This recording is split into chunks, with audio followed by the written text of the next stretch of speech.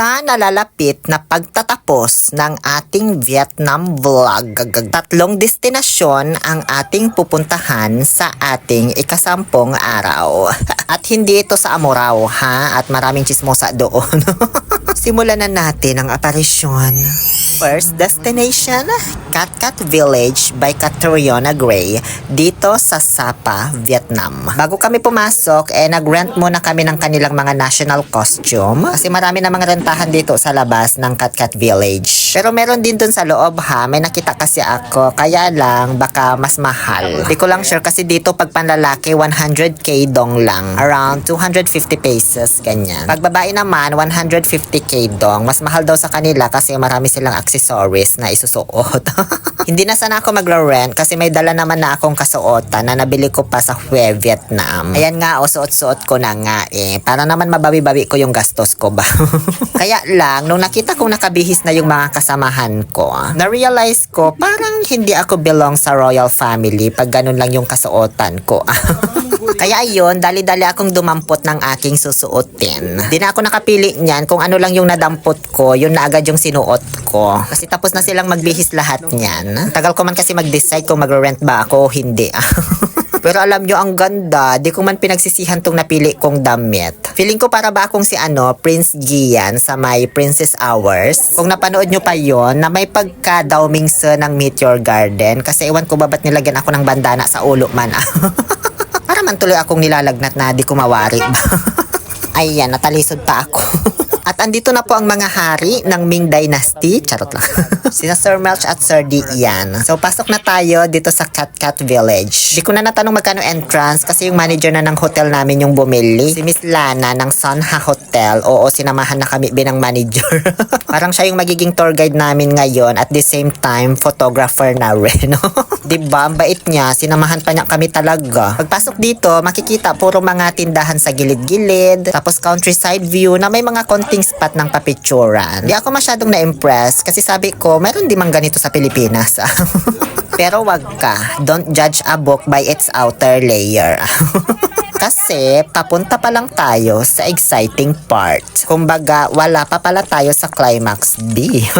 Tapos yung ibang mga papicturan dito na madadaanan, parang may mga bayad. Or parang kailangan mo bumili ng mga paninda nila, ganon. Kasi yung mga gumawa ng ibang mga papicturan dito, yung mga nagbebenta din. Panghatak ba nila ng mga customer? Parang ganon yung pagkakaintindi ko. Pero itong mga napuntahan ko, wala itong bayad ha, at di ko rin kailangan bumili. Doon sa ibang mga nadaanan ko lang, kasi kinakausap nila yung mga nagpapapicture na turista. May narinig ako sabi, after you take a picture, please buy our product. Ganun yung pagkakasabi. Pagkatapos namin mag-pictorial dito sa may flower garden, which is ang ganda rin ha, pag makuha mo yung tamang anggulo. Dumiretso na kami pababa, patungo dito sa may waterfalls. At dito na talaga ako namangha sa view. Ang ganda, as in, parang lahat ng sulok gusto mo nang pagpapicturan ba?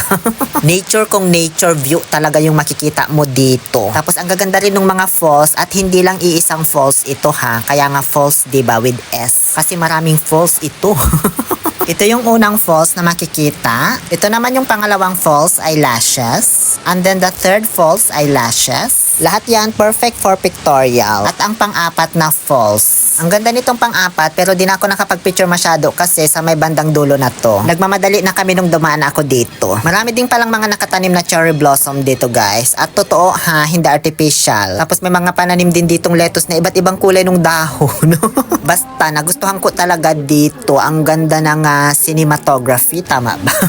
Mafe-feel mo talaga yung culture nila lalo't nakasuot ka ng costume. Kaya pag nagpunta kayo dito, recommended ko na mag-rent kayo ng kanilang mga kasuotan kasi mura lang din naman. Pwede ka rin pala mag-pictorial dito sa mga kabayo kung gusto mo. May bayad nga lang, 20k dong lang naman, around 45 pesos. Ganun. Isa pa sa mga nagustuhan ko dito at pinaka na-enjoy ko sa lahat ay itong cultural show nila. Dito ako sobrang nag-enjoy talaga guys, kahit ayaw akong isayaw nung lalaki.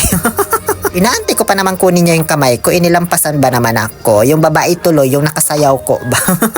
Ang saya nitong cultural show nila, sobra. Lalo nung patapos na nag-dance for all na. Ay, Diyos ko, ang saya-saya. Maski mga American, European, andito na lahat. Sama-sama kayong sasayaw talaga.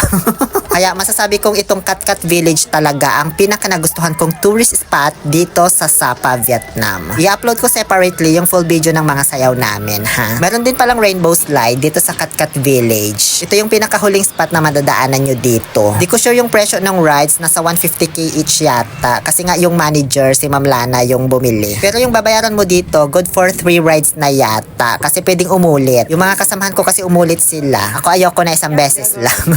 Separate yung payment para sa drone shot. Nasa 100k dong. Around 250 pesos. Mura lang. Di gaya sa Pinas ang mahal-mahal ng drone shot nyo dyan.